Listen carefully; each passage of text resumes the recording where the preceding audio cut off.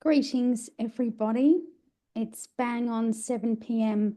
on the east coast of Australia. So we'll give everyone some grace and we'll wait for the stragglers in the next, I might be generous, 120 seconds, and then we will get started.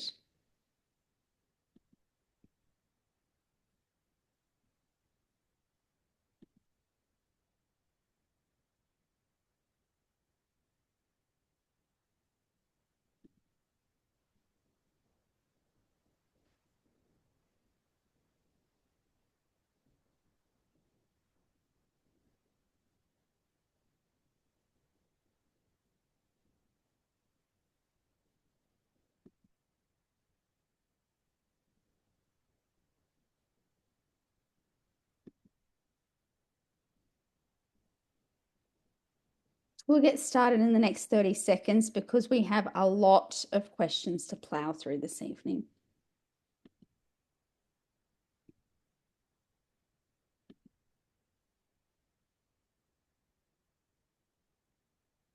Alrighty, so welcome to this evening of Q&A, and jokes aside, we're going to put this is Zev on the stand, and we just want to thank everyone for sending in all the questions. It's been amazing. So this evening we have way more questions that were emailed in than what we could cover, and Zev could explore and dive into than an hour. So we don't want anyone to be left out. So what we've decided to do is after the hour's up, Zev will do one or two extra recordings to make sure that all questions are covered, that everyone has sent in to be of service to the community. And just so for privacy and confidentiality, the only screen that is recorded is Zev's. So the gallery cannot be seen tonight in the recording.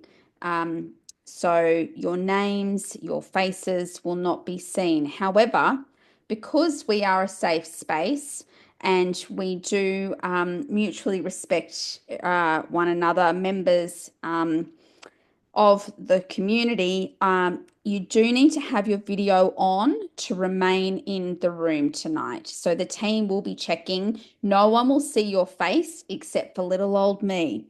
Okay, so if you could please make sure your camera is on, or you will be politely,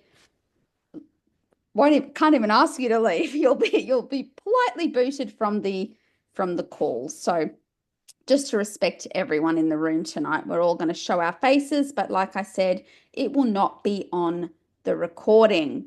So everyone who is joining tonight, you will get a copy of the recording, but like I said, don't fear if your question doesn't get answered tonight, because Zev is going to do a second recording of all the questions that we don't have time to deal with. Are you cool with doing that, Zev? Absolutely, yep. As CJ was saying, guys, absolutely, not that I've seen them, but inundated with questions and queries, and the team have warned me that there's not a chance in hell I'm going to be able to cover that many of them in an hour. But I do want to address everyone's questions. So if one of you have sent in a question that we don't get to tonight, it will be on a further recording, and all the questions will be answered. Amazing. All right. So I'm going to bring up the questions now, and we will get through as many as we can in the next 60 minutes, Zev. I won't be a moment. And if you do drop out, I have made sure that if you do have to jump back in the call, you will be let back in the room. All right. So in no particular order, we're going to get started. Are you ready, Zev? All right, let's have them. And look, apparently, CJ and the crew have warned me there's some tricky ones in here. So let's see how we go. Far away. All righty. So, you know what? We've had a few that are inquiring about what inspires you. What inspires you to guide and walk beside other living men and women on this journey at Warrior Law, Zev? Well, look, I'm trying to try and answer these as quickly, but in as full as I can. I got inspired in this space back when I was a teenager. I knew back then something wasn't right. By the time I was 19 and 20, I was out on mining sites and logging coops, chaining myself to trees and bulldozers and getting arrested a lot, spending a lot of time in court. And I started to realize that things just weren't right here. I started going to law groups and community groups, working with a lot of different mobs, trying to, work out ways of helping our fellow man and working with a lot of non-profit community organisations, realising that we're not alone in this journey, and there really is a lot more that we need to be able to be doing. But doing it on your own is increasingly difficult. So that's why I started doing a lot more work with a lot of community mobs, non-profit mobs, to try and build stronger communities where we could all learn together. And on that note, thank you all for being here, as this is what we're all doing. We're all in this journey together. We're all learning at different rates, and everyone's at a different place on their journey of learning with their confidence and competence. And through sharing this information amongst all of us makes for a stronger community where we can all stand up together. And that was more my inspiration, was to to do this as one big community rather than doing all these little individual things. The old united we stand, divided we fall, and it's the oldest play in the book from our government is divide and conquer. So the inspiration was not to be divided. It was to try and get as many of us on the same page as possible so that we can all do this together. Awesome. So leading into that, someone's asked here, because you use the word suveran a lot in your documentation and your education, what is the mindset of a suveran preferred over calling oneself sovereign? Right, now, the sovereign and sovereignty I usually leave to the Indig mob. It's something that they've got a different take on that to me. But if we have a look at the definitions and etymology of the words sovereign and suveran, sovereign has a whole host of different meanings. It can be from a head or state of monarch, a subject of a monarchy, used to be a gold sovereign, used to be a queen or currency. I don't like being traded on or treated as currency.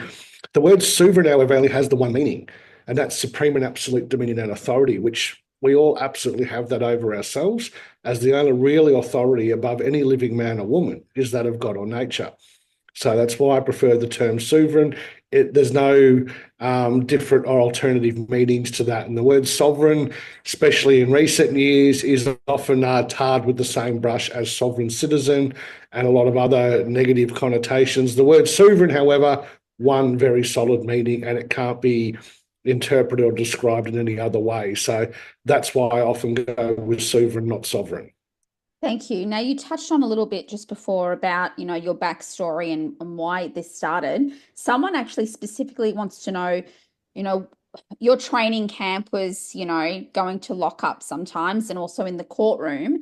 What did you actually learn in your early years when you started actually having to deal with police and statutory law and statutory bodies that made you think there's something not quite right here?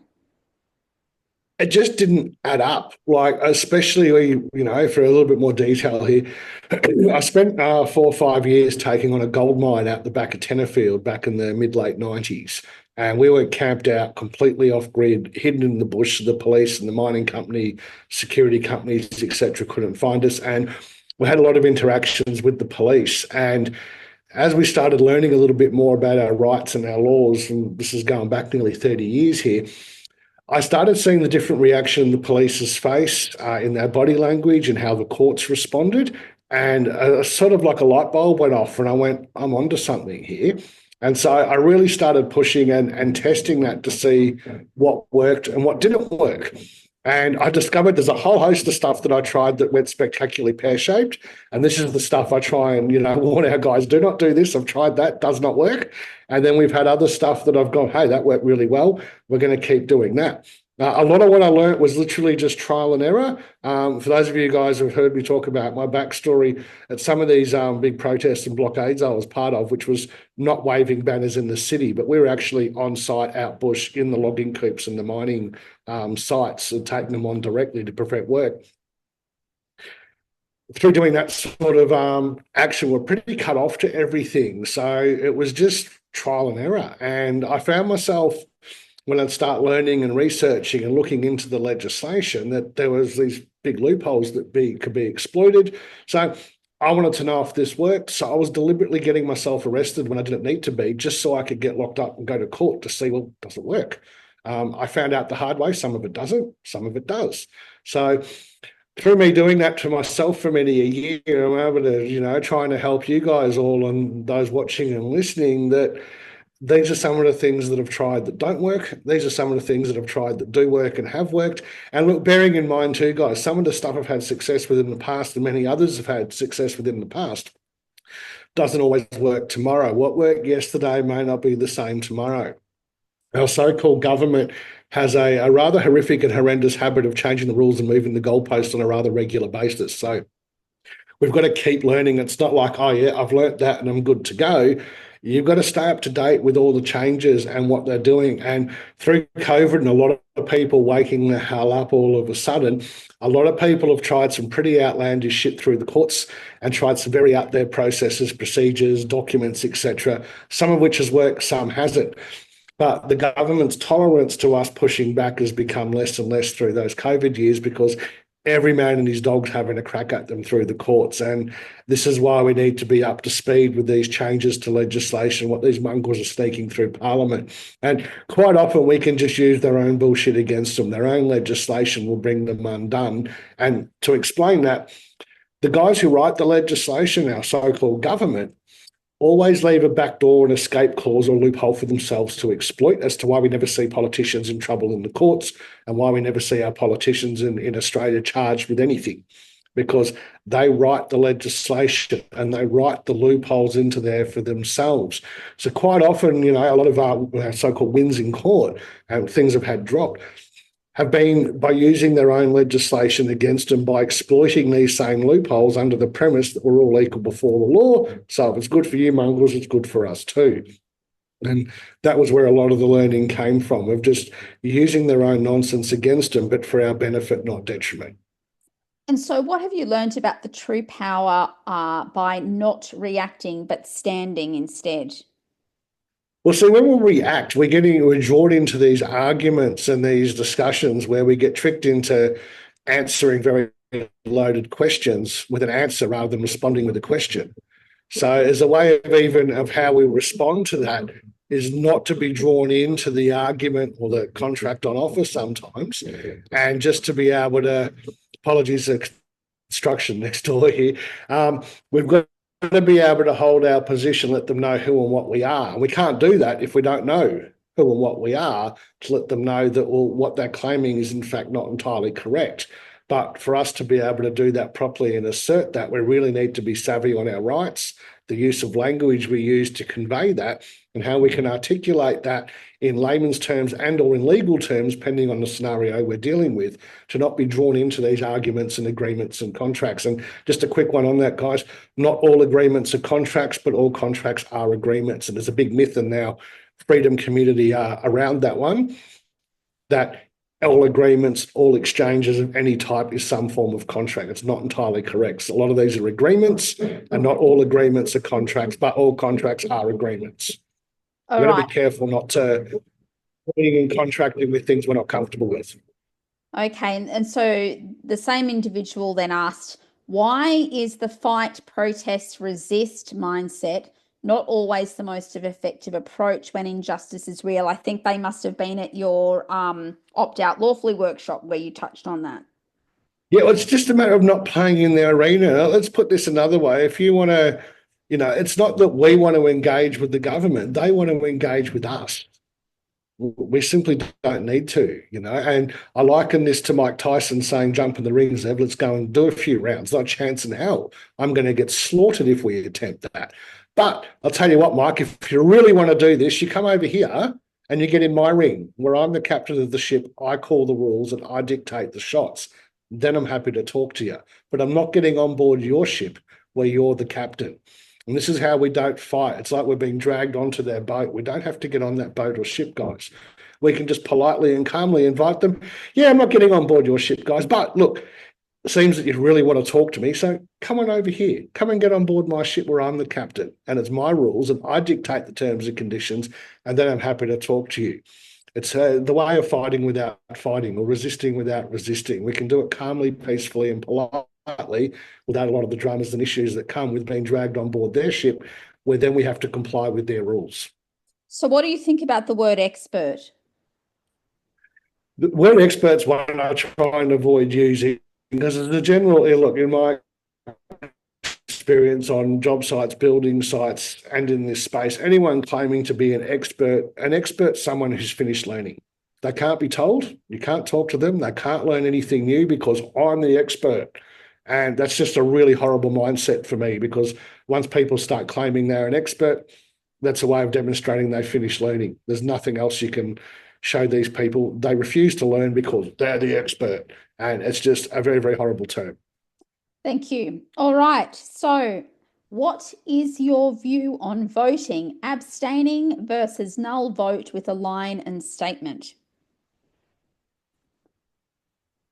Look, a bit of both. For those of you guys that want to do it and don't want to deal with a $50 fine from the Electoral Commission, which can be challenged or paid off in other ways, whatever, that's fine. I personally haven't voted. I did when I was about 18, and I think that's the only voting I did, as I realised back then that this didn't really matter what we did, because as we all know, no matter who we vote for, it's Labor or Liberal. A little fact on that one in history, if you guys look this up, in the last 100 odd years in this country, we have gone Labor, Liberal, Labor, Liberal, Labor, Liberal, every single time. The Australian people don't seem to cotton on. Oh, Labor stuffed up, we're going to vote Liberal. Oh, Liberal stuffed up, we're going to vote Labor. There's other options. And until such time as this bullshit two-party preferred system gets rid of and the corruption, we start seeing politicians held accountable. I refuse to participate. Again, I'm not getting in their ring. I'm not getting on board their ship. So personally, for me, I just don't vote. I don't care about the fines or whatever. It's, of no consequence. Mm-hmm. Me, I won't participate in that level of fraud and corruption, and I won't encourage it.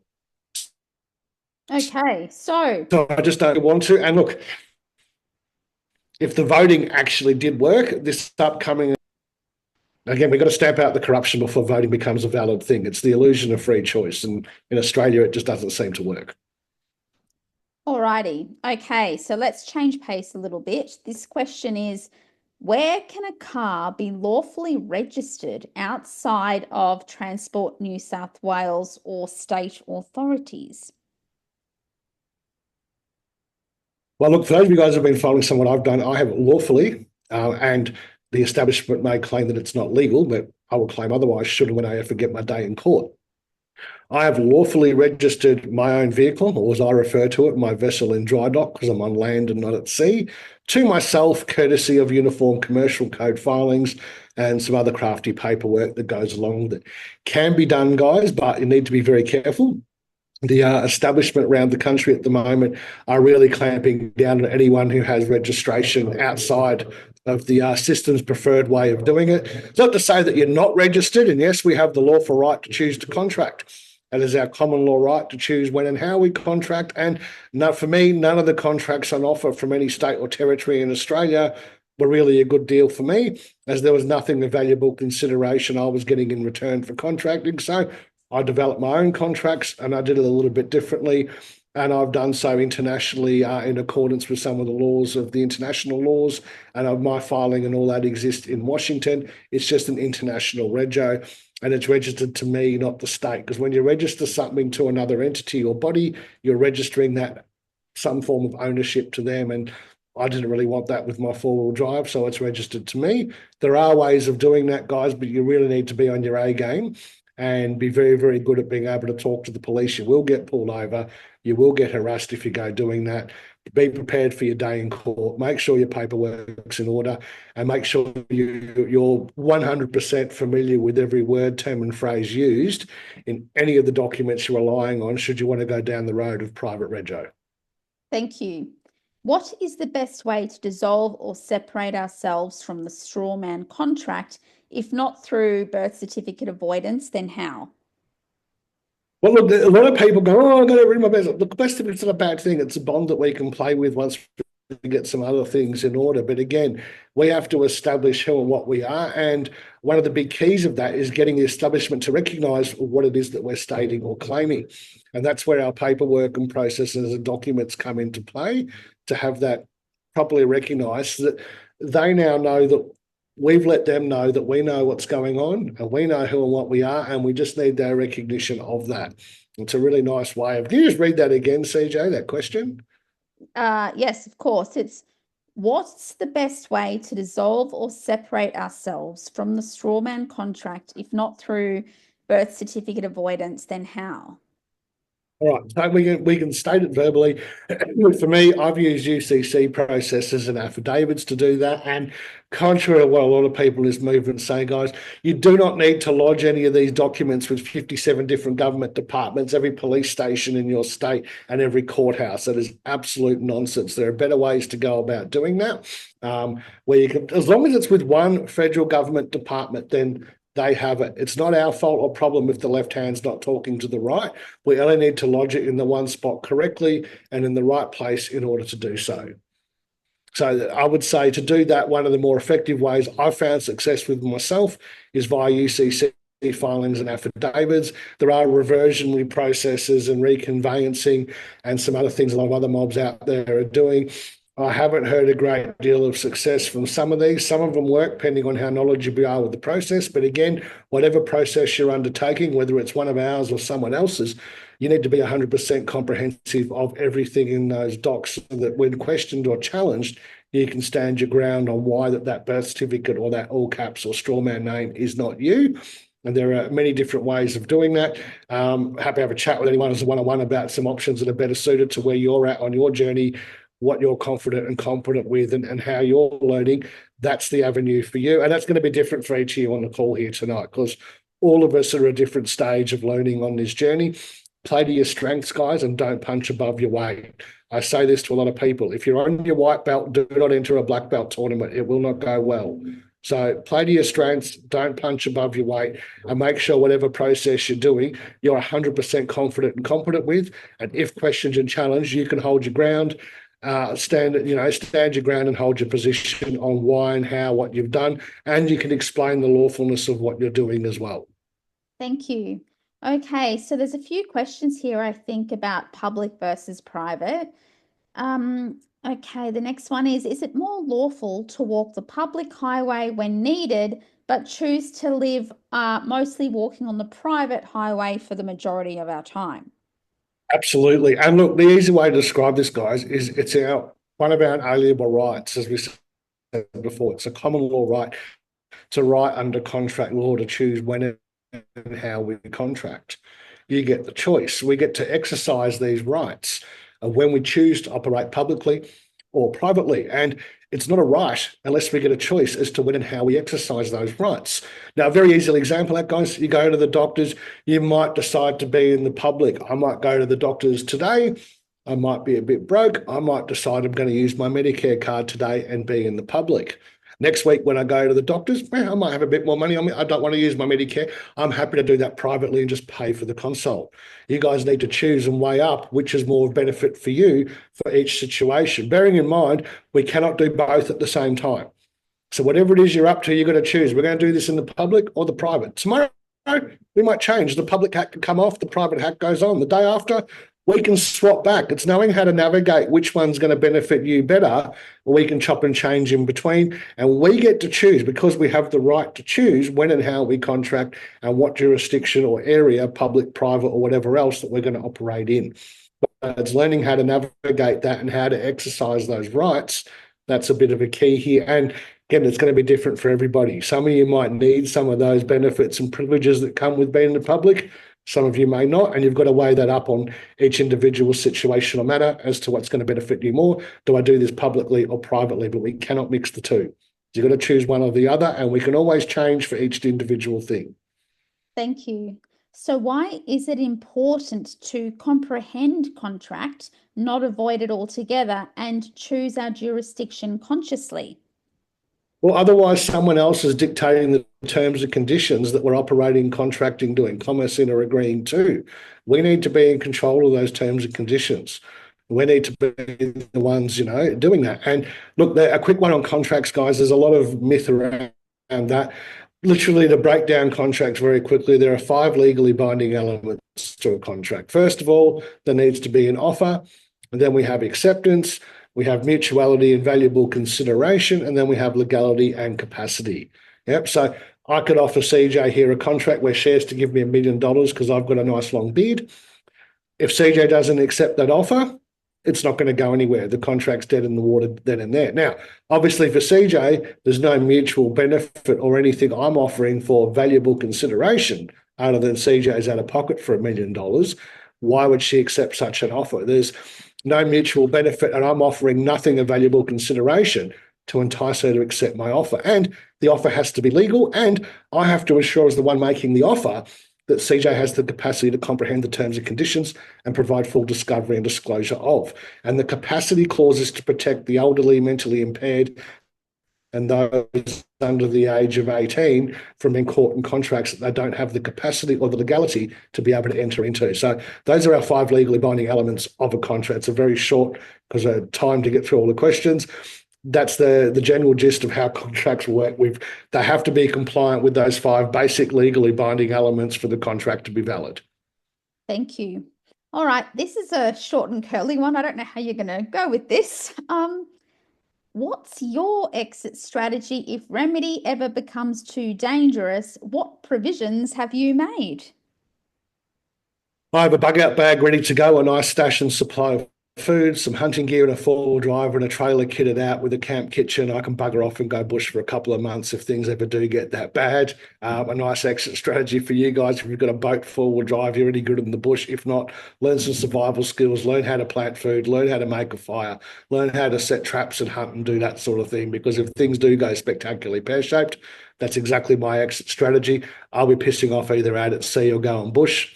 And look, I don't expect everybody can survive in the bush like I've done on and off for years from when I was young, but a great skill to be able to have. Learn some bush survival techniques, guys. If things do go pear-shaped, I'll be going completely off-grid, ditching all technology, and I'll just be going bush. Awesome. I better be on your team. Okay. You better be picking me up on the way. Anyway, so colleagues are coming with you, but we'll address that when if that ever happens. But that is my fail-safe plan. Yep, grab the daughter, family, and we're going bush. Lovely. All right. Next question is about police interactions. Best steps to take when pulled over with lights, sirens, how to stay lawful, not combative. Right, first of all, guys, be nice, be polite, don't be aggressive, don't be belligerent, don't start swearing at them, and whatever you do, don't go, I'm a living man or I'm a living woman and you've got no authority. They're going to smash your window and reef you out of the car. Again, guys, this is one of the biggest mistakes people make when dealing with the police. They make claims rather than asking questions. We've got to let them answer the questions. So we do this by learning to ask better questions, which invites a response. And the response, especially if they're poorly trained, which is most of our police, they will come back with some sort of answer in the form of some type of a claim. Now, the onus or burden of proof lies on the one making the claim, as per our old maxim of law. They need to provide proof of that claim. And a lot of people get tripped up here by answering their questions with some form of a claim rather than asking the question and getting them to respond with some form of a claim. You've got to pass the attitude test too, guys. Now, yes, many of us just want to get out of the car, and you can't do that sort of shit, guys. We can't be getting angry. We can't go on the offensive. It's better to ask questions. And if you're not getting the right answers, it's because we didn't ask the right questions. So if you want better answers from the police, learn to ask better questions. And having said that, guys, some police are just complete dicks. There are some good ones out there too, mind you. I've dealt with a few very nice ones and are intelligent and are happy to have a calm conversation.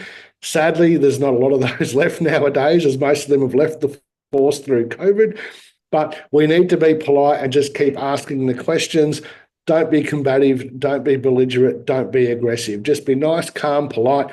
I joke around with them. Some of them have a sense of humour. Sadly, a lot of them don't. But look, every now and then you get a decent one that's got a sense of humour that's happy to actually engage in some form of calm, civil conversation. And you can politely remind them too that they're not the judiciary. Yep, and I often say, oh, mate, we're going to give you the fine anyway. Look, fellas, I'm not accepting any contracts on offer today, but I will take your paperwork as evidence of your fraud, in which case they usually pull it back and go, no, we'll just send you a thing for court. So, again, don't punch above your weight. Don't ask or say anything you're not comfortable or competent with. And remember, they do record everything nowadays. anything you do and say is going to get shown in court. It will be shown out of context to try and show that you're some sort of a sovereign citizen or something else along those lines. So be real careful how you do that. Do some practice. I highly recommend, guys, we've all part of different community groups and friends, do some role playing with each other and try and trip each other up. It's a great way to be able to practice some of this, guys. Awesome. Thank you. This next question is, are there known limits or lists of when police may pull you over lawfully?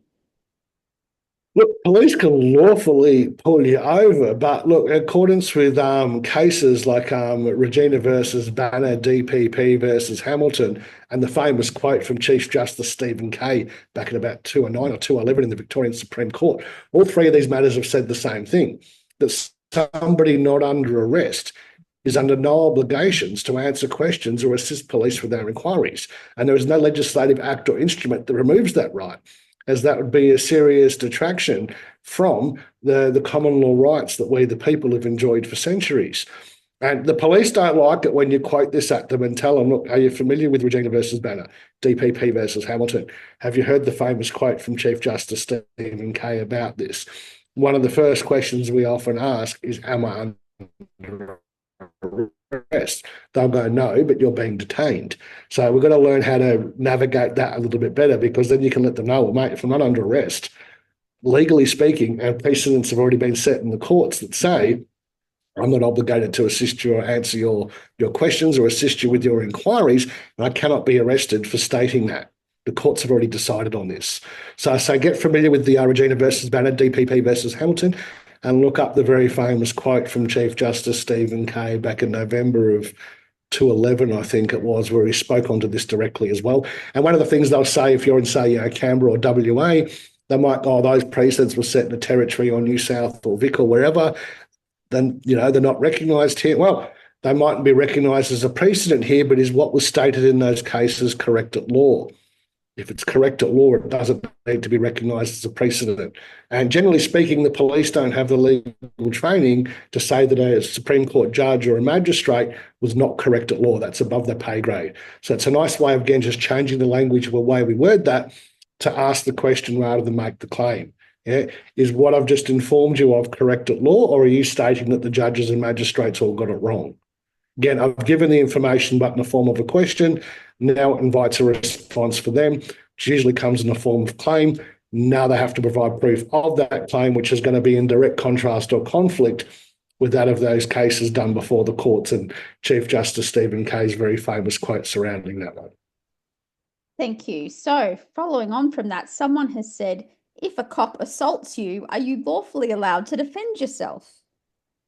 You need to be very, very careful with that, guys. And speaking from experience, generally, look, go along with it. Try not to fight back too much, guys. Look, I'm well trained and can hold my own. I imagine a lot of you on the call aren't in that boat. And if you do fight back, you can claim self-defence. You really need to be savvy of the laws. Now, I'm a bit more familiar with these in Victoria than other states. 322K of the, for example, of the Victorian Crimes Act says that, yes, there are provisions there for you to defend yourself against unlawful actions, even if it's the police committing those. Need to suss that out properly for your state. And yes, while we do have what's considered primary predatory and defensive rights as well, which can be enacted, we need to be very careful how we go about doing that. Again, from a security background, don't use a closed fist. Try and be open-handed and just move around. You try not to cause any harm, loss, damage, or injury is what we try and focus on there. Yes, you can defend yourself, but in my experience, when you do try and defend yourself, they call for backup, and you end up with a lot of blue uniforms jumping on you. You'll end up being tasered. And again, speaking from experience, guys, tasers really fucking hurt. Don't do it. That's not a pleasant thing. The beanbag rags aren't fun either. And when you get taken back to the cop shop, they generally shut off all the cameras. Again, speaking from experience, and you get things like the phone book treatment, like I had many years ago in Northern Rivers. So be very, very careful going about doing that, guys. It often results in a decent hiding if you do try and resist.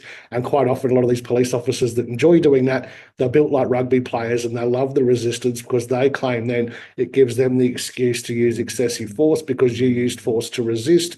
And the argument that what they're doing is not lawful, that's not for us to determine. That then has to go to court. We often have to deal with this after the fact. So it's a very, very tricky one. They are going to use force. My recommendation is, until you guys are all very, very savvy with this, don't resist, go along with it. We deal with it after the fact. We try and do that as peacefully as possible to avoid you getting injured or you injuring the police when it's unnecessary. Okay, so someone wants to know, what is your best and worst experience being pulled over with your private plates, and any cases or situations that you've won, or, our version of winning that you would like to share with everyone? Well, look, just so you guys know, I've never actually had a win in the courts because it's always been dropped, dismissed, withdrawn at the final hour. Because if I actually got a win, it would have set a precedent. It's the last thing in the world they're going to allow to happen. I haven't had a worst experience with the plates. I've been pulled over for a couple of RBTs and they just simply haven't cared with me. I've been very calm and polite, and the cops have just gone, mate, what's up with the plates? I said, oh, it's international rego. I've got all my docs here. I've got my insurance papers here. I've got my license handy. Do you want to check? They go, no, mate, it's all good. If you're above board, off you go. They really haven't cared. They haven't wanted to know. And I've offered them, I've said, look, all my documents are in order. Here's a copy of my international rego. Here's my insurance documents. I flashed the license at them. They're like blowing this or talking to this, mate, and go, again, in case of pick your battles, guys. So a lot of you guys will see on videos online, you're pulled over for an RBT. Look, if I'm mood for it, I'll have a bit of fun with them. But otherwise, look, we shouldn't be drinking and driving anyway. That's one of my big things. So that's just stupid, and it's not operating with honour or integrity. And there's a very high risk of causing harm, loss, damage, or injury. We all know you shouldn't be doing that. So again, don't be stupid. Have some accountability and responsibility. I think I've had 3 RBTs with my private plates on, and they really haven't cared. Before I even managed to get the phone out to start recording it, they've just told me to bugger off.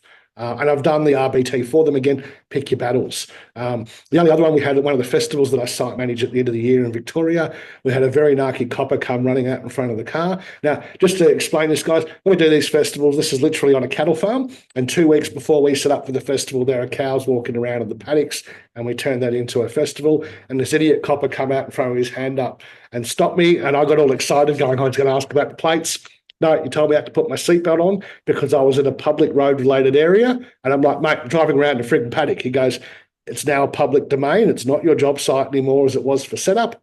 You need to be wearing your seatbelt. I'm going to issue an infringement. Again, pick your battles. I had 100 jobs on. I run a crew of 15, 20 blokes there to get everything built, fixed. So I put the seatbelt on for 30 seconds and continued on my merry way. Again, case of pick your battles, guys. I haven't had a copper game to challenge me on my plates yet. And I've nearly 3 years now I've had these plates on, and many a police car behind me. And like most of you guys are driving along going, oh, don't pull me over. I'm driving along going, come on, pull me over, pull me over. They won't do it. Now, a few mates who have tried this have not had the success I've had with the plates, and they've said that the reason I get left alone is because it's me, not because of my plates.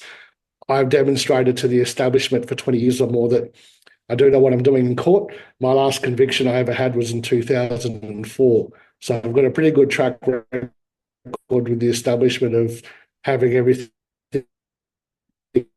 in the courts tossed out over the years, that leave alone tag put on you. And just, again, be careful, guys. Be confident and competent with what you're doing. Have the knowledge that backs up the documents and the documents to back up the knowledge. If they question you on any of your paperwork or processes you're using, you need to be overly familiar with every word, term, and phrase in there. So you can say to them, look, I'm the author of these. Pick a paragraph, pick a sentence. I'm happy to explain it to you because I wrote the documents. Absolutely. And so, if we're in court, how do we respond if a judge auto enters a plea when we assert the right to presumption of innocence? Well, look, if they auto enter a plea, look, if they enter a guilty plea on your behalf, you can go to town them for that, but that very, very rarely happens. Yeah, usually if you go with no plea or challenge that jurisdiction, they'll put you down as not guilty. Don't challenge them on that there if you like, because you're playing your cards. Wait till you're back in court next time, and that you often get a different magistrate. They're often not the same. Even if it is the same, doesn't matter. And they'll say, oh, we see last time you're in court here, Zev, that you entered a plea of not guilty. I did no such thing. The previous magistrate entered that plea on my behalf, assuming the role of legal counsel, again, without my consent, no less from the bench. Now, they cannot be legal counsel from the bench. Yeah. And what they're often, when they do this sort of thing, we challenge that afterwards. Don't jump on them. We don't have to fight every tiny little thing that they do. Let them have the odd battle as long as we win the war. We don't have to go them for all of that. So we can deal with that afterwards by making it and bringing it to the court's attention the next time we're there that somehow the magistrate assumed the role of my legal counsel from the bench without my consent or knowledge, and then attempted to enter a plea on my behalf, again, without my knowledge or consent to do so. And that's a big problem when that stops them, like, the magistrates actually aren't allowed to do that sort of thing. They cannot act as legal counsel from the bench. Therefore, they can't enter a plea on your behalf.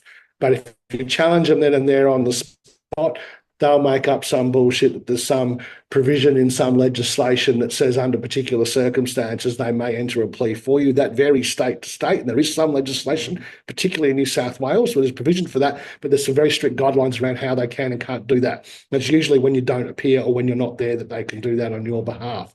If you're actually in the courtroom, they can't do it because you're there. It's not done in your absence, or what they call an ex parte matter, where they'll just, because you're not there to speak for yourself, so they'll do it for you. Make sure you turn up. Okay, so the next question, there are a few questions under the umbrella of this question. So, what is the link between the UCC and the CQV trusts, and what is useful to comprehend versus distraction? All right, first of all, there is no CQV trust. In all my many, many years of researching all of this, guys, I have never found a trust actually called a CQV or CQV trust or a Cestui Que trust. Now, having said that, here's where the myth and the confusion comes from. Under the CQV Act or the Cestui Que Vie Act of 1666, there are various trusts created. And yes, there are a whole host of constructive and testamentary trusts set up behind your birth certificate, driver's license, tax file number, ABN, etc. Yes, there is some form of trust set up behind that, but that's not to say it's an actual Cestui Que Vie trust. And when doing the UCC stuff, guys, when we do that properly and correctly with the affidavits and it's lodged and filed and all do it all proper, then we can separate ourselves from the straw man. And what that does is it corrects our status and our standing in that BS legal system to let them know that we know what's going on and we actually hold the lien over that estate.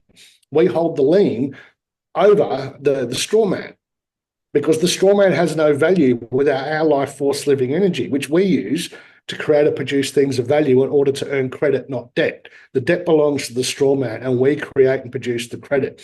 And that's why it's really important that we assert and maintain we are always the creditor and the beneficiary, not the debtor and the trustee. And that's where a lot of this comes undone here.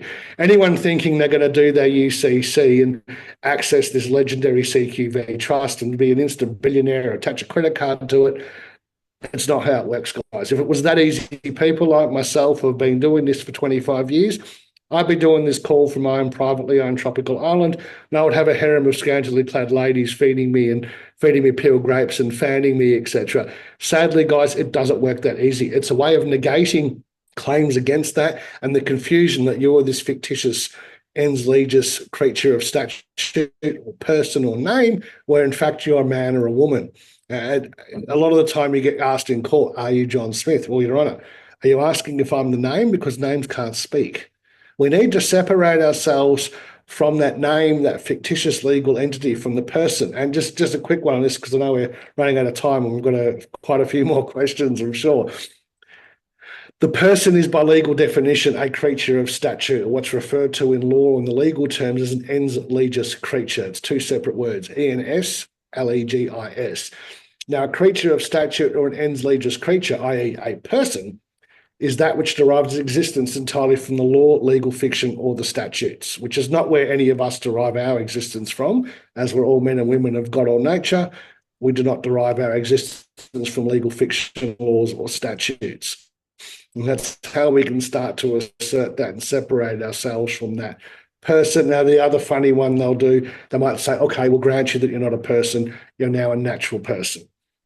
That's an oxymoron that belongs with banking integrity and sovereign citizenship, because a person is not created naturally. There can be no such thing as a natural person, just like there's no such thing as a sovereign citizen. They're oxymorons and they belong in the same boat. Those two terms are my other favourite oxymoron, of course, banking integrity. None of these words belong together. They undo each other. It doesn't work. Alrighty, so could you please give some real life examples of how the Uniform Commercial Code filing protects us from statutory overreach? Well, it depends on the level of statutory overreach, guys. If it's something small, let's say don't use the UCC stuff because it's like dropping a nuclear bomb on 2 foot soldiers. Again, pick your battles and choose the appropriate tool or so the appropriate option for dealing with the appropriate matter. Yeah. Now, to a large degree, some people have tried to use some very poorly done UCC docs and they go, oh, it doesn't work. There are ways to enforce that and make it work in Australia and have it recognised. Encourage anyone wanting to look into that. Have a good read through what's called the US FTA, which is the Australia-US Free Trade Agreement, which has been included into our federal legislation. And there's some clauses in there that say that any Australian can do business in America, which is where we file these, as though they're on Australian soil and vice versa. And that's been recognised under our federal law. And that's one of our main keys as to how we can incorporate that filing into here.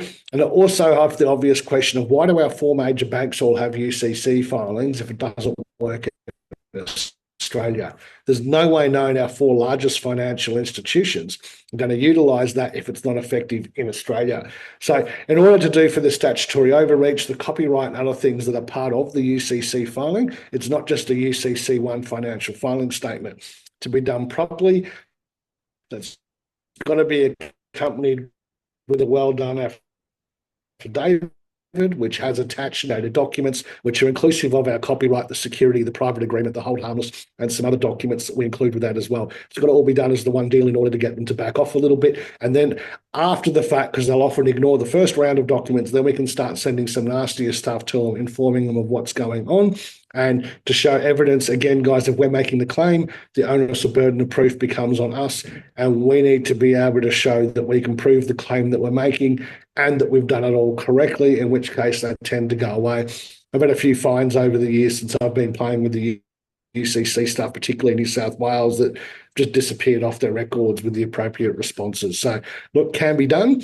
It takes a bit of learning on how to do, and you will get pushback. We've got to be able to stand our ground and hold our position to really enforce and assert what it is that we're claiming and doing, which stops them being able to make claims over that legal fiction, because the reason we come undone is we get tricked and deceived into believing that all caps name or the person is us, when in fact it's not. And then if we don't respond in the correct way, we get drawn back into that wrong jurisdiction.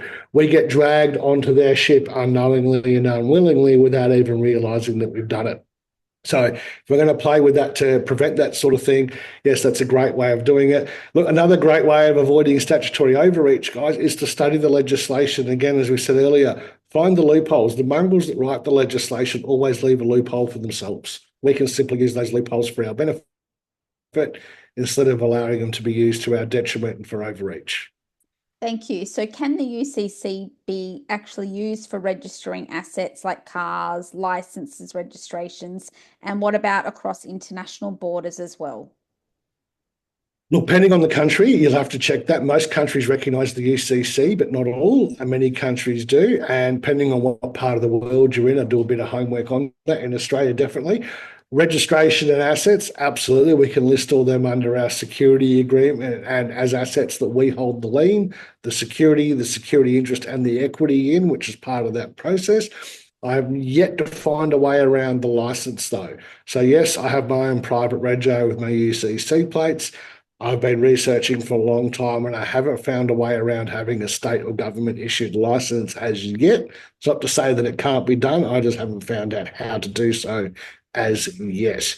So the assets and registration, yes, we can absolutely do that via UCC filings by the inclusive of that in things like our security agreement and listing that in the actual UCC one financial filing statement. And then, of course, having all the documents properly signed and witnessed and lodged, that's also vitally important to do correctly. Thank you. So is there a difference between copywriting versus trademarking your name, DNA, etc., and which offers more lawful protections and why?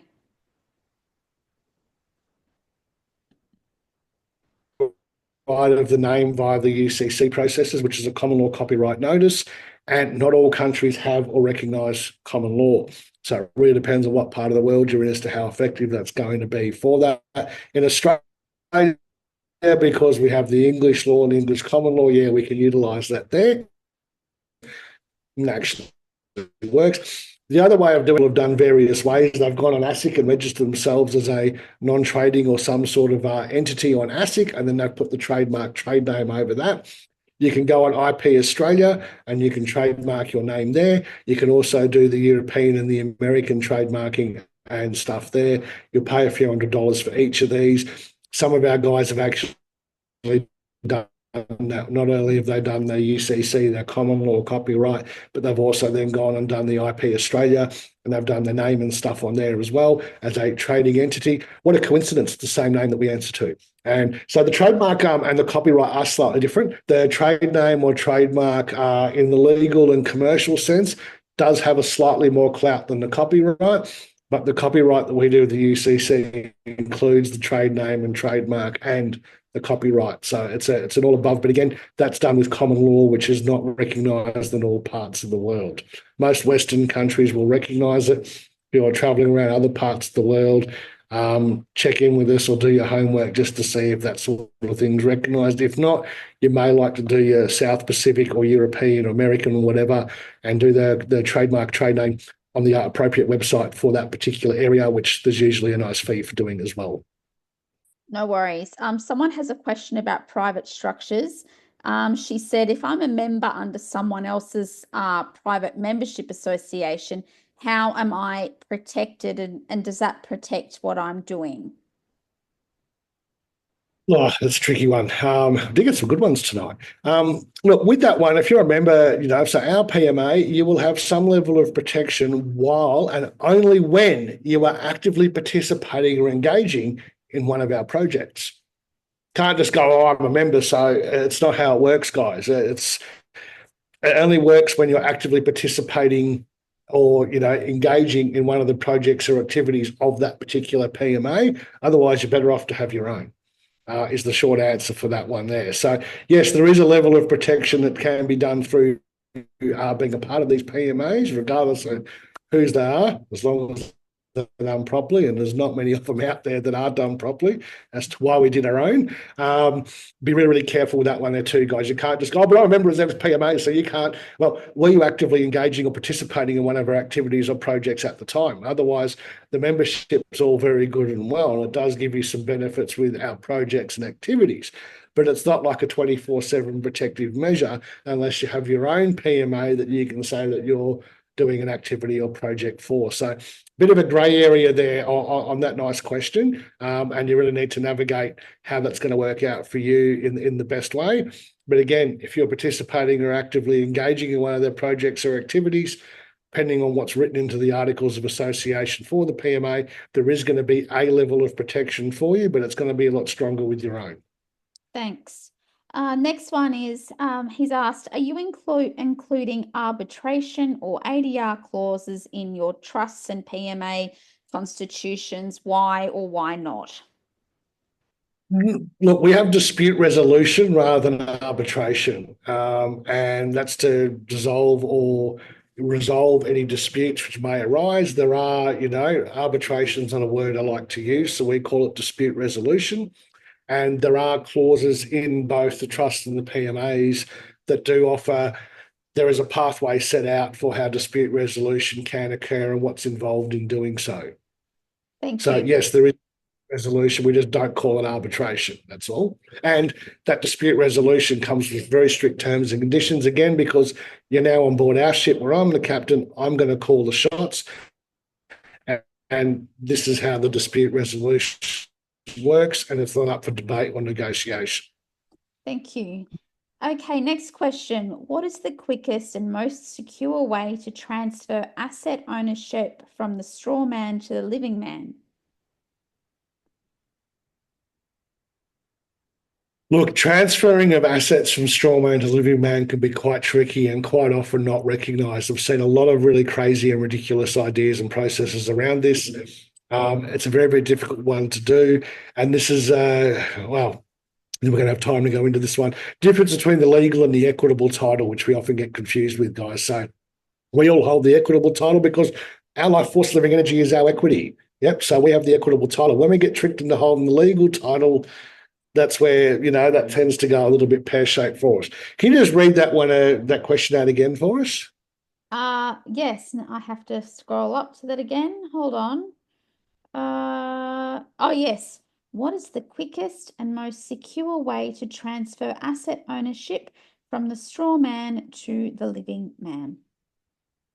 Look, any transference of title, guys, on that one generally comes with a stamp duty fee. So quite often, if you haven't set it up properly where you've got a trust or some other entity that's not you that owns the assets there, transference of title is going to come with a stamp duty fee.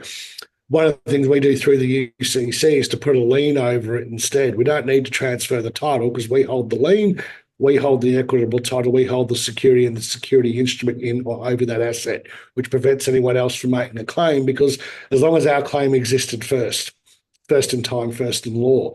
So if I had the existing claim and say one of you made a claim against one of my assets tomorrow and I already had the pre-existing claim, you have to wait your turn. It's like going to the bakery. If I've got number 3 and one of you guys have number 5, I'm getting served first. My lien, my claim over the assets existed first. Therefore, my lien needs to be satisfied first before your claim can be honoured. So sometimes rather than transferring the asset to the living, if you haven't already set it up that way, we can just put liens over it and have control of it that way without the transference. No red flags. We stay off the radar that way. And should anything come forward, we can then say, well, hang on, what about our lien? We've got a lien or a caveat over it. My claim gets honoured first. Thank you. And just a court question here. How do we stand or how do we hold ourselves in court until the proceeding starts? Well, look, the proceedings technically start the moment you're served a summons or a charge sheet. And this is where a lot of people get confused that, it's outside the statute of limitations. No, formal charges were laid inside of that 12 months. Proceedings have commenced. Once paperwork's handed, proceedings commence. How you hold your own in court, guys, and play the name game as such is going to be different for every one of you. Again, do not punch above your weight. We've all got to choose the right method that we're the most confident and competent to be able to stand our ground and hold our position on. And that's going to vary for each and every one of you as to how you go about doing that, what you're comfortable with, and what's at stake. For some of you who you're looking at losing licenses and rego in court, we might want to let them have the odd battle, get a win, do a $5 a week payment plan and maintain our license and rego just so we can carry on with life. Some of you might be of the more, no, we're going down this road and that's fine. But again, we can't be punching above our weight. And hats off to many of you, I know, because a lot of familiar faces on here who have really had a good pushback at the courts and not cared about the outcome. You guys have done it for learning and education, entertainment purposes. Hats off to you for doing that too. But again, it's really got to be individualized, guys, for what it is that you're wanting to achieve. And you've got to be able to do that in accordance with where you're learning and level of comprehension and at where you're at on this journey yourself. Again, I keep saying this, guys, don't punch above your weight. If you're a white belt, don't enter the black belt tournament. Keep it at a white belt level so that you can hold your ground when you're in court and do that. Do some learning, practice with some role plays with your mates, friends, and community members on how to do that. Because for each and every one of you, it's going to be a slightly different tactic as to what you're going to use that's going to benefit you. Thank you. All right. So we have less than 60 seconds to go. So, like we said at the beginning of the call, we were inundated in an abundant way with so many questions. So, to make sure that all of the questions get answered, Zev is going to be interviewed another time where we will record all of the overflow questions. So there'll be 2 recordings that you'll get. You'll get tonight's recording, and then in a few days' time, you'll also get a recording of extra overflow questions. So the last question for tonight, Zev, is how does a properly structured private entity protect its members from unlawful authority or overreach from GovCorp, they've written?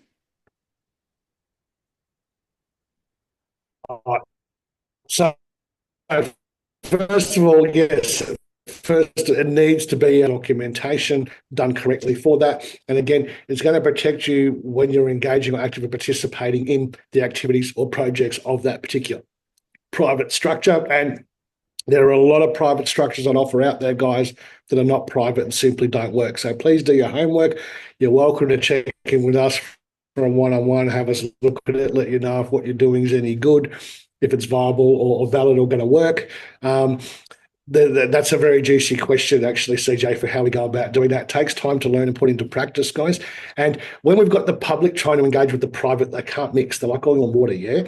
So really, as we said, we've got to pick, are we doing this in the public or the private?